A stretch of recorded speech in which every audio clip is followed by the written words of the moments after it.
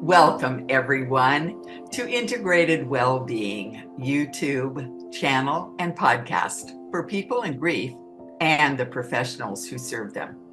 We provide education, inspiration, and practical tools by interviewing those bereaved by loss and mental health professionals and grief specialists. Integrated Wellbeing Institute seeks to awaken the griever to their inner peace through the guidance of their body. And today I am delighted to welcome our guest, who is a very accomplished art therapist and author. So welcome to you, Carey MacCarthy.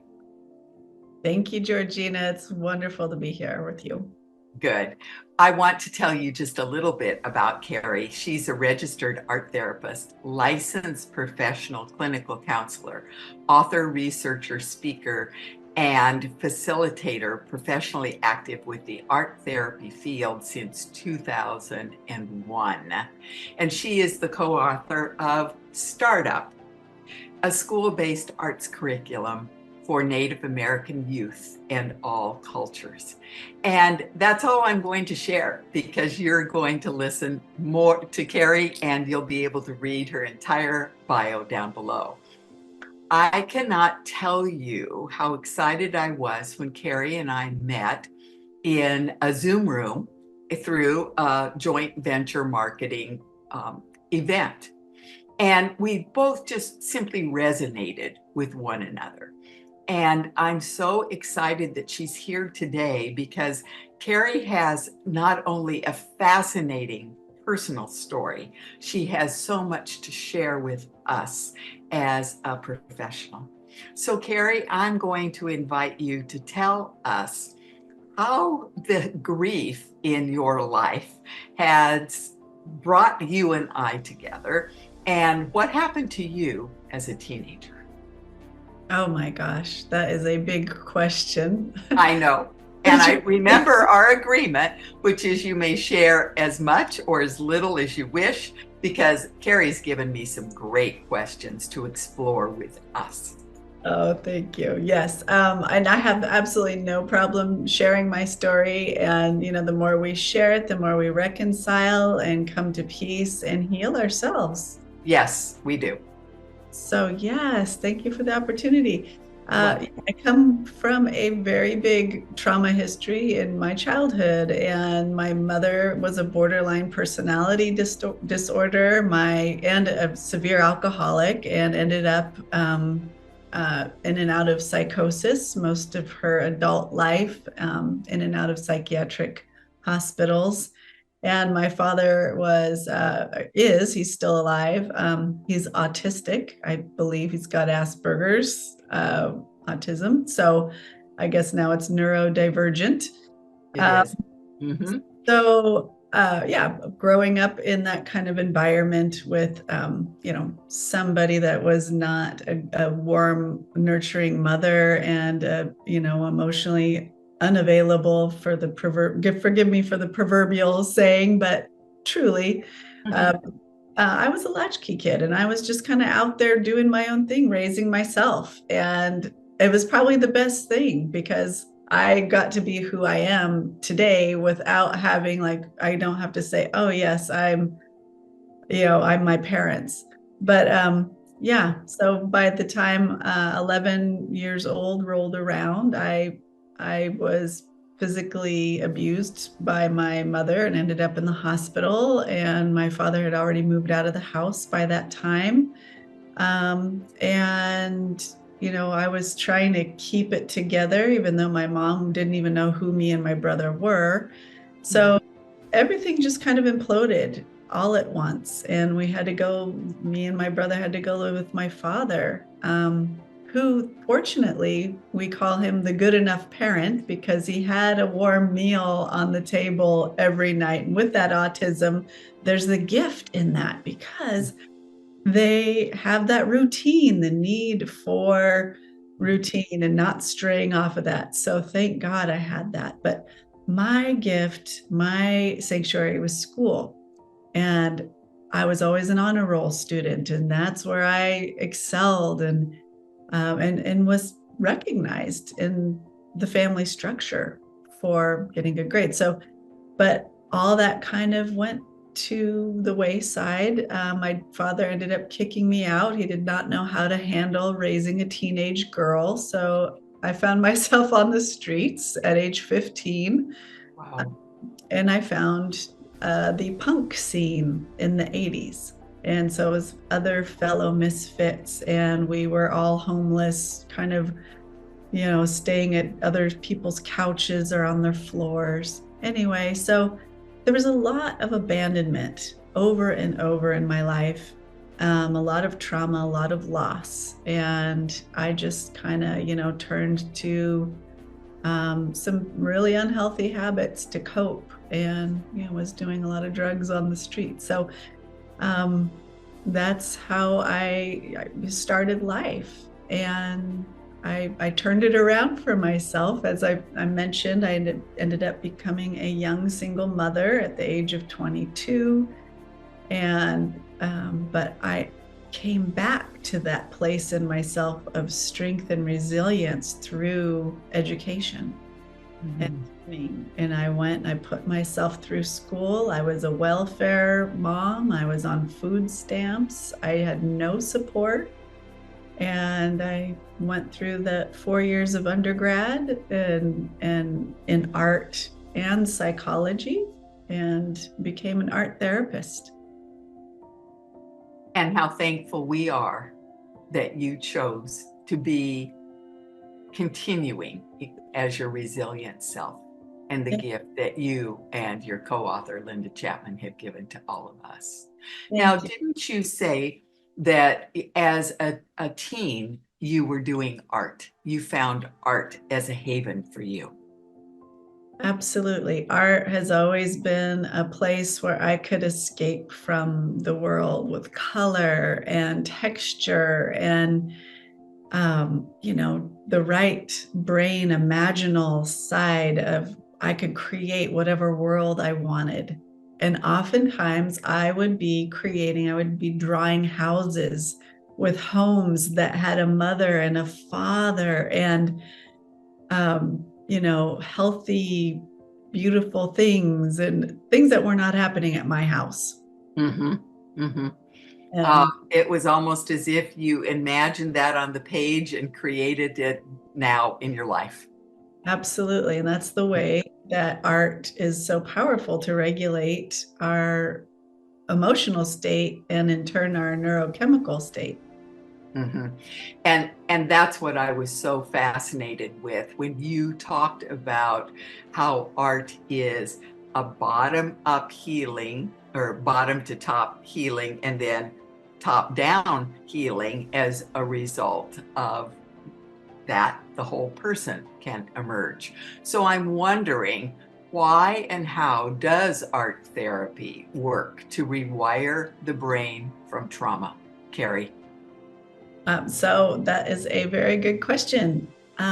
So when I went into graduate school for art therapy, it was a 3-year graduate school. It was very intensive.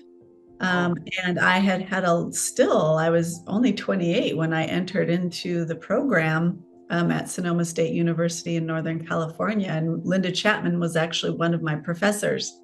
So I still had a lot of trauma and abandonment and a lot of symptomology happening for myself. And as I was going through this 3-year intensive program, we had to put it into practice for ourselves as well as get personal therapy. But I started noticing through the art and the practices that we were doing that my own trauma symptoms started abating, started reducing.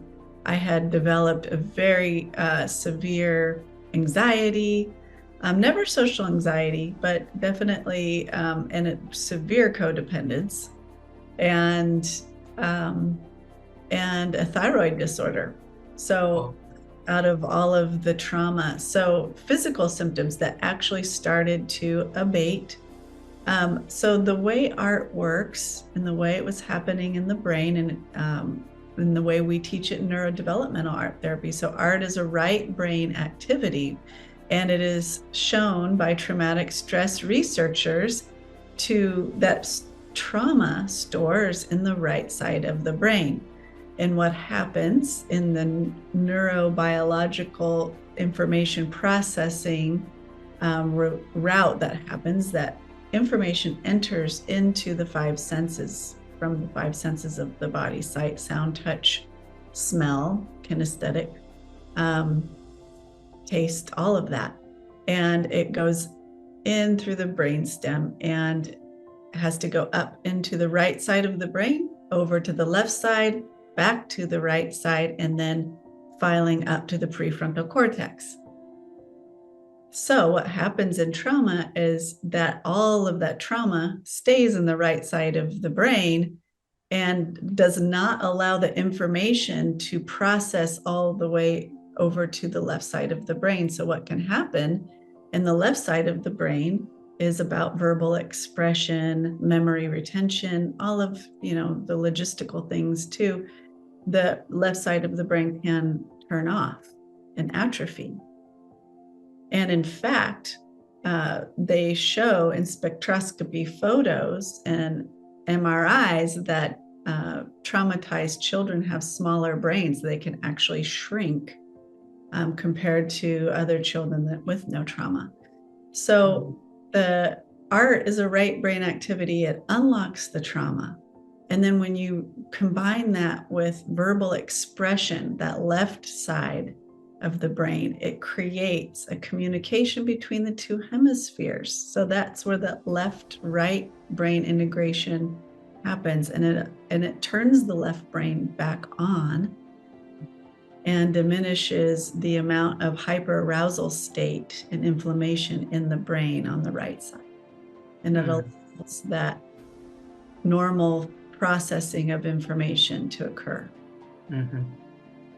And it's so interesting to hear you talk about this, because I'm so curious, why is art therapy, you've alluded to it, why is it more effective for the trauma resolution than talk therapy alone? So another good question, Georgina.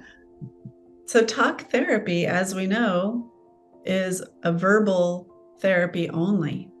And that's only touching the left side of the brain. So in trauma, if that left side of the brain is completely turned off or atrophied, it's not accessing the trauma that's on the right side of the brain. So you need something that's going to do both. And EMDR is very similar because you're eliciting images in the recall of the traumatic event, and you're doing the bilateral stimulation that's getting the both sides of the brain engaged, right?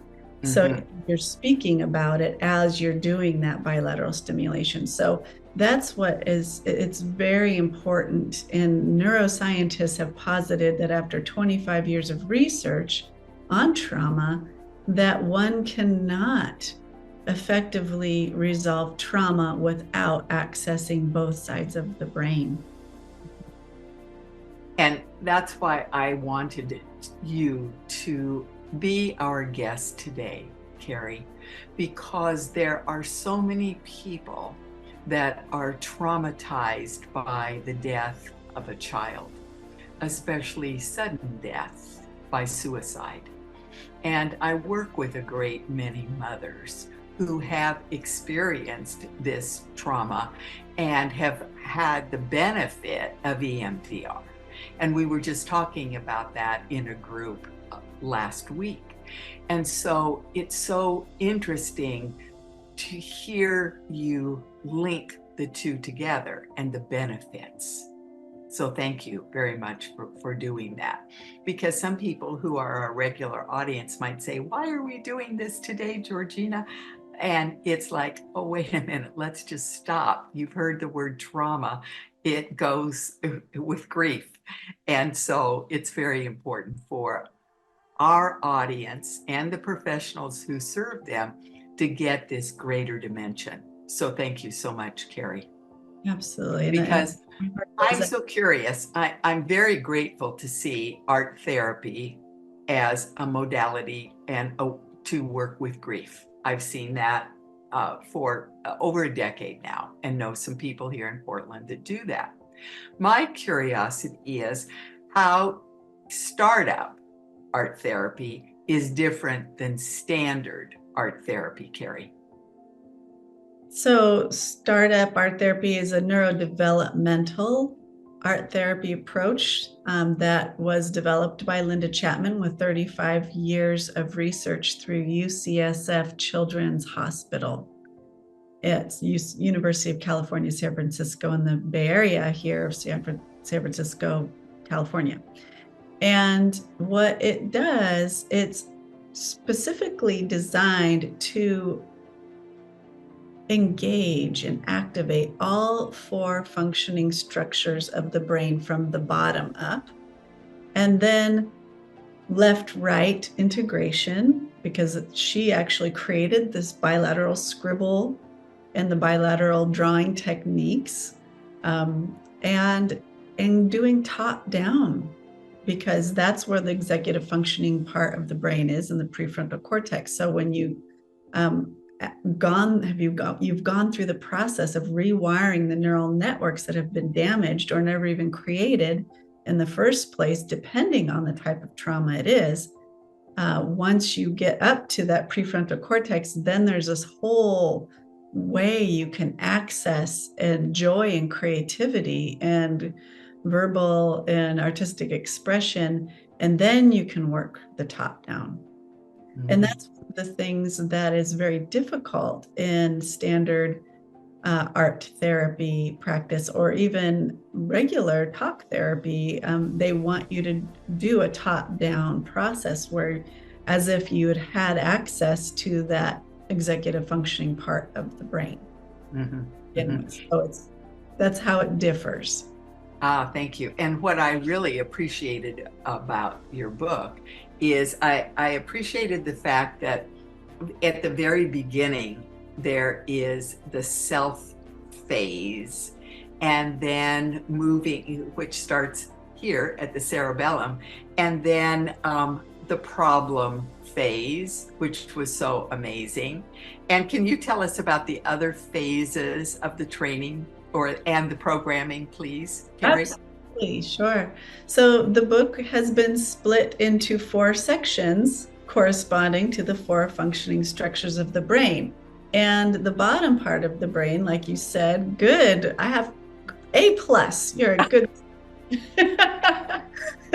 So the cerebellum is where that information comes in, but that's where we need to spend the most amount of time, because it's like a starter motor of a car. And you need to, once that spark happens, all the neural pathways are signified like, oh, it's time to start growing.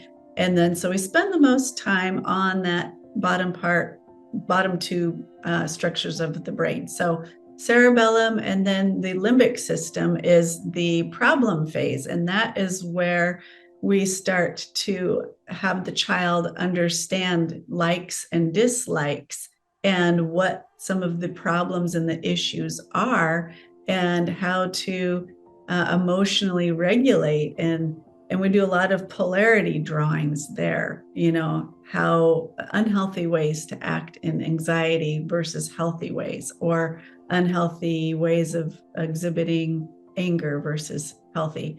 So then you get those 2 functioning structures online beginning to communicate with one another. Then you go up to that 3rd phase, that's the transformation phase. That's where the brain starts making that leap between the problems and the emotional dysregulation into the ability for the child to be able to have coping skills and regulate the emotional state.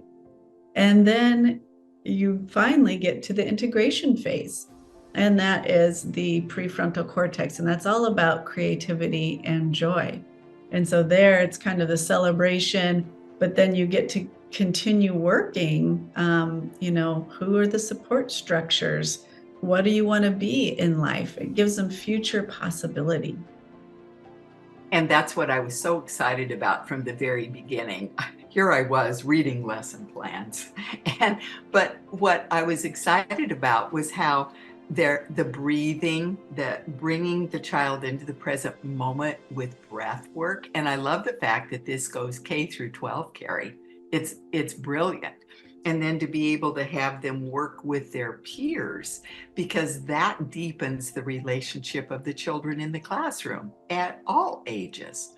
And it to me, there's so much in it that is so healing with the structures that you have. And for teachers, it's all there step by step, even as everybody gets a 1-inch ball of clay. It was like, how can it be more specific and organized? I used to be a classroom teacher, and once upon a time, I was a speech language pathologist. That's my interest in the brain. So for any of you that in our audience right now that are thinking, oh, I know this person or that person, this book is a wonderful investment for you. And then to take to those places that you have influence and can sit down and talk with people who can do programming. So I can't thank you enough for the thoroughness of the book, Carey. Well, thank you so much for understanding and singing its praises, because yes, it is a very structured, easy step-by-step facilitator's manual that really takes any guesswork out of healing trauma. So that's why we designed it for classrooms, because it's not opening a can of worms. We are healing trauma as a prevention and early intervention. So our kids don't have to turn to suicide.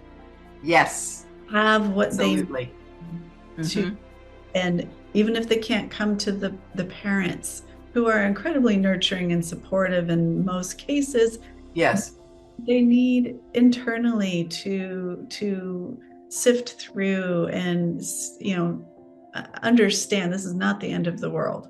And not have reactivity and impulsivity. It reduces those things and brings online the more deliberate problem-solving part of the brain.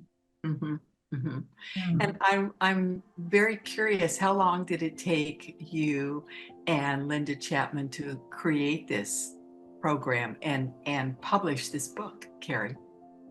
So I did all of the writing for it, and her and I would get together and pick each other's brains once every couple of weeks. So it was probably a 2.5-year process, and I was also doing trainings, which, by the way, people can, if you're working with an organization or you have a school that you're part of, you can actually contact me, and we'll give you my contact information, and you can get trainings for your schools or classrooms or individual trainings or behavioral health organizations as well.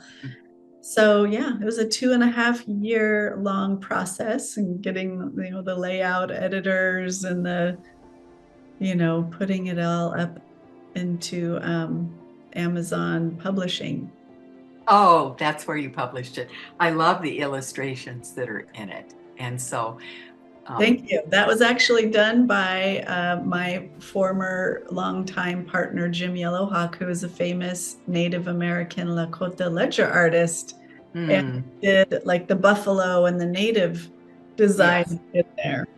Oh, how amazing is that? Well, circling back to trauma, because that was what drew me to you initially. Is there anything else about trauma that you'd like to share with our audience today?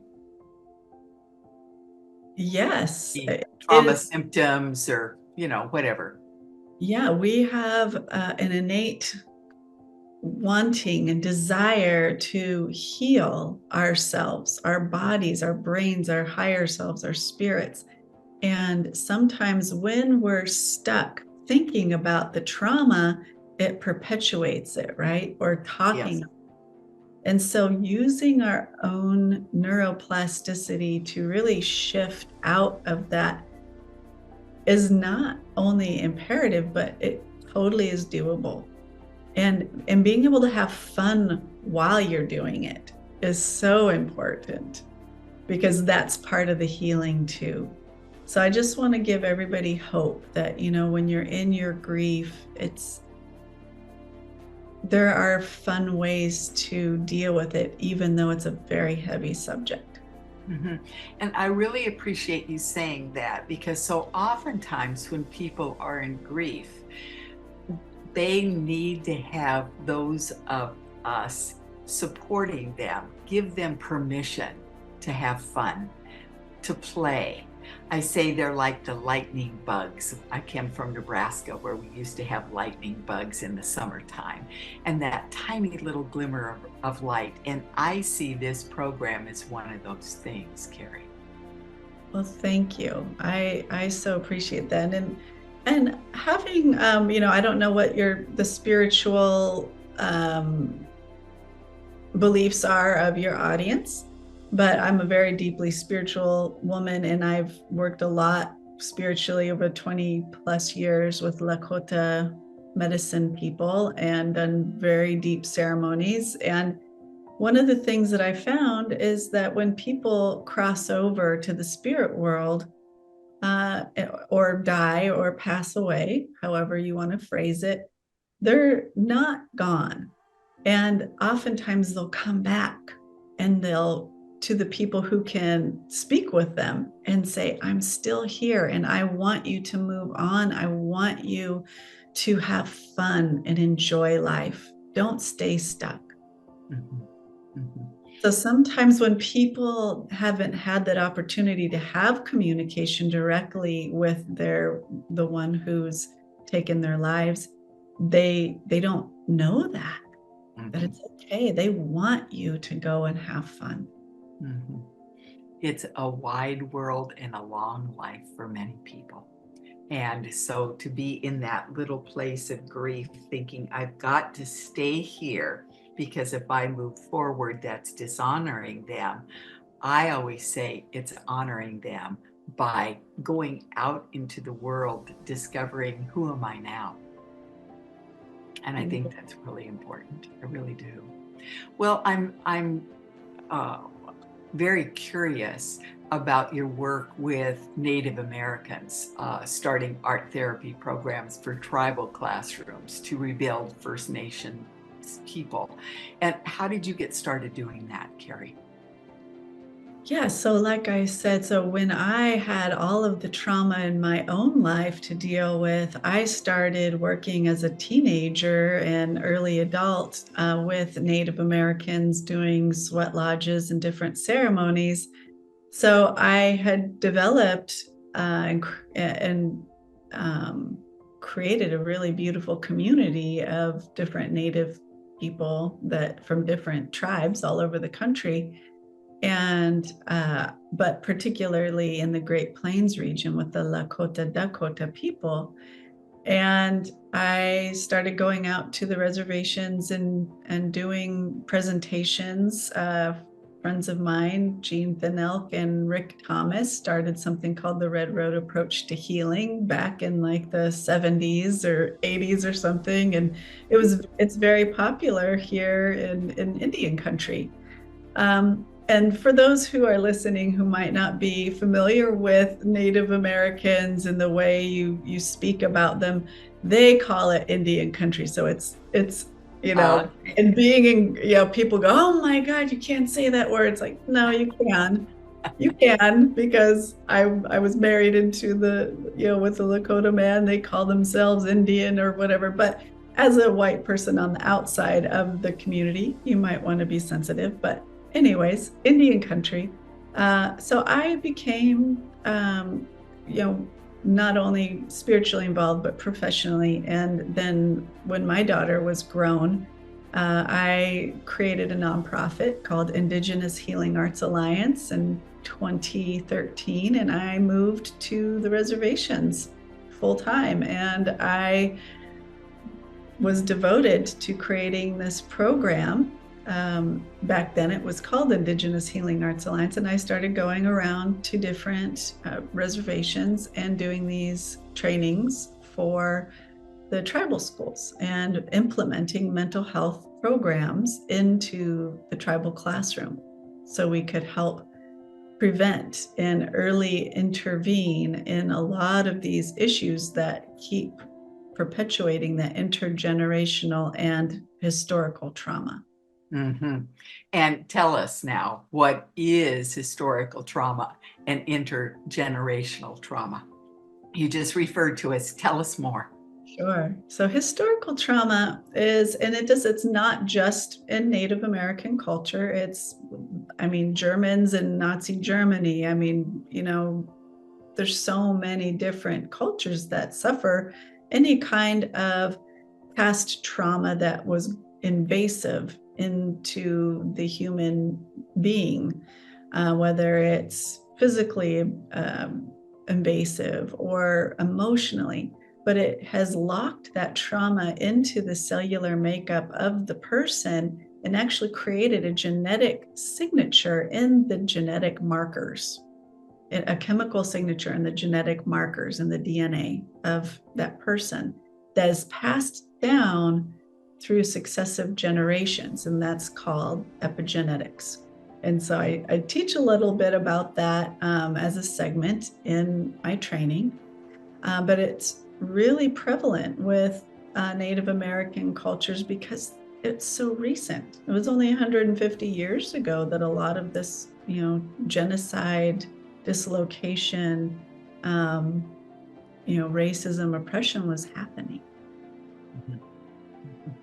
So that what happened, so to explain further, historical trauma is stored in the genetic makeup and creates this suppression of the nervous system and neurochemical disruption, and then that in turn continues the intergenerational trauma of domestic violence, sexual, physical, emotional abuse, neglect, alcoholism, drug, substance abuse, and it just creates this circle and this cycle that happen in the reservations across the country.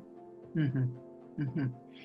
Do you have any stories that you can share from reservation children or art therapy trainings? Oh my gosh, I have so many. Now we're on a time limit here. Okay.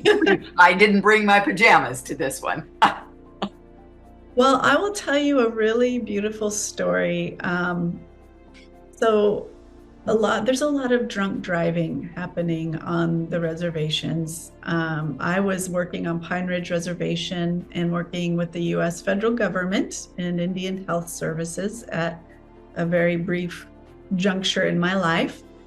And I was in behavioral health, and there was a bus accident. A school bus had been driving down the road and was hit head on by a drunk driver who had a newborn baby in the car and a 2-year-old in the car.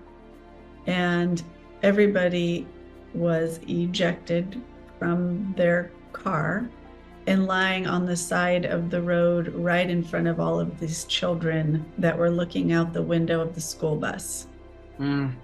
So the entire, it was so, I get chills thinking about this. So the father was killed instantly, the newborn was killed, but the 2-year-old lived.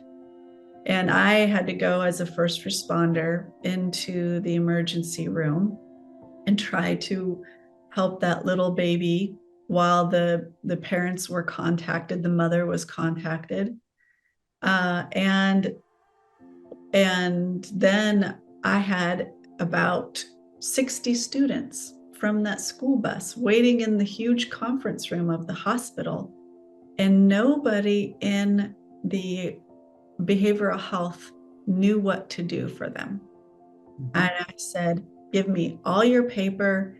And I collected as many art supplies as I could in a huge stack of paper. And I went in there and I did the Chapman Art Therapy Trauma Intervention.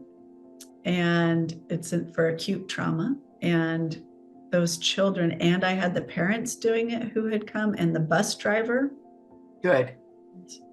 all the children. So that was really instrumental.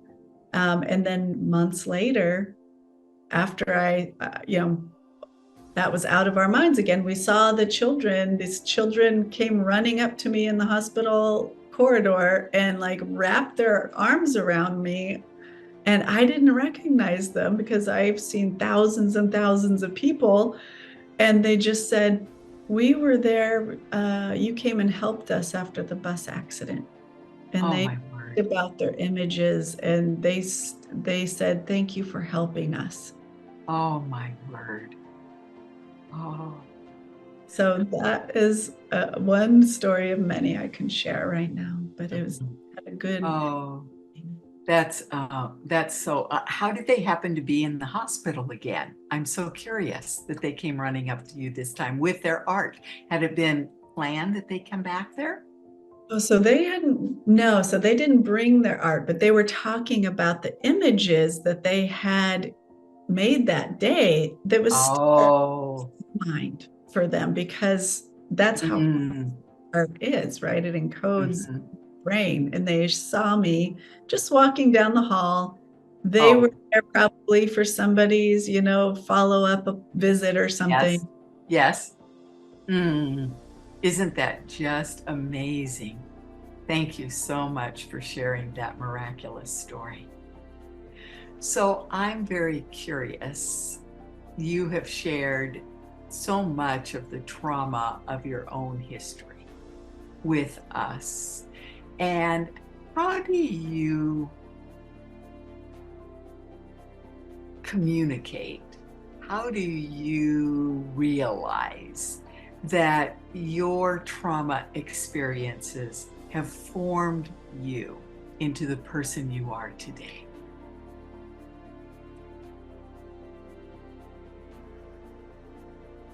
I would not be who I am. And I'm so grateful, even though it's hard, and like they say, Creator does not give weak people hard things. So as a result, I've become a warrior. A very creative one at that. and we are all so fortunate that that is the case. It's true. Well, I have one last question for you. And I was so taken by your background when we met that very first time in that breakout room. And I'm curious, what is it like living on a Native American reservation, Carey? So, well, I'm not on the reservation right now, but it's a beautiful experience. It really, truly is. My favorite reservation I was part of was a little tiny reservation in the northeast of Nebraska called Santee Sioux Nation, and they are Dakota. But there are, 7 different kinds of Dakota people, different bands. So it goes, Sioux, and then Lakota, Dakota, Nakota people. And then there's different bands of them underneath that. So most people do not know that information. No. And refer to them as Sioux. Being on the reservation was beautiful. My friends were equine therapists, and there was this gorgeous corral. And I spent summers out there doing, playing with horses and riding horses, and it was right on the Missouri River, and it was a very small reservation, so they would have these big cookouts for the entire tribe. And I'd get to go out and eat hot dogs and hamburgers, which is not my diet, but I was graciously receiving these hot dogs and hamburgers, like, oh, thank you. And got to be, I got to go into their schools and see individual children and healing them. And I got to do groups and work with the Dakota Tiwahe Family Service Unit. But it's beautiful as a fabric of people, and the powwows and the regalia and the incredible strong clan that each family has. But then you see the destruction of some of these families, and how alcohol and the domestic violence and all of the abuse and how it's perpetuated and has exploded families. So you see both, the beauty and the light and the darkness, and really trying to be strong in yourself, because so many people, when they first come to a reservation, they fall into tears as a white person. That's pretty much the reaction of most non-native people when they think they're going to come and get like Dances with Wolves and the guys with the long braids and sitting in their teepee and talking about all this wisdom, but that's not how it is, and they don't live in teepees anymore, and they've gotten, most of them, so far away from that because of all of the trauma. Mm-hmm. So, I could talk about that for a long time. But the reservations, it's just light and darkness, and there's still some groups of people that are really connected to the traditional ways that I'm part of. And then, the groups that are really not, and really suffering. Well, I just discovered another way that you and I are connected. I lived in Nebraska till I was 50, and we were in the northeast part of Nebraska in Norfolk, not far from what you're describing. I have been through Norfolk. Yes, yes. And I've always wondered, why did they pronounce it Norfolk when it's Norfolk? It was one of those things that was easier. and long ago, we were into ease. Yeah. Well, thank you, Carey. I am so incredibly grateful to you. And all of you who are watching, check this book out and go see a review, because there will be one from me underneath the title. And if you have questions, please don't hesitate to reach out to Carey, because it's so important for us to get this message out. Healing is possible for those of us in raw and fragile grief, as well as those of us who are now in gentle grief. So I hope you'll like and you'll share this program today. I'm sure as you watched it, so many of you who are grieving and those professionals that support can see how many people need to have this recording. In fact, Carey, I've got, probably 22 people, including 3 professionals that I'm going to share this recording with. So thank you so much for all the wonderful information, the work that you do, and for being here with us today. Thank you. Her bio and all the contacts will be listed below, just as it always is. So is there anything more that comes to mind before our time together today comes to a close? I just want to say thank you, Georgina, and to acknowledge all of the people that are healing, and you are in good hands with Georgina. She is a beautiful, bright light, as you can see, and despite all of the loss that she has experienced, and you're a true warrior. Thank you. Warrior. And all of your listeners and people you work with will be too, and are. They are. And it's more than a village we're creating. It's more than that. It's the world coming together in that oneness and awareness. So thank you so very, very much, Carey, for being here with us today. Take deep care. Thank you.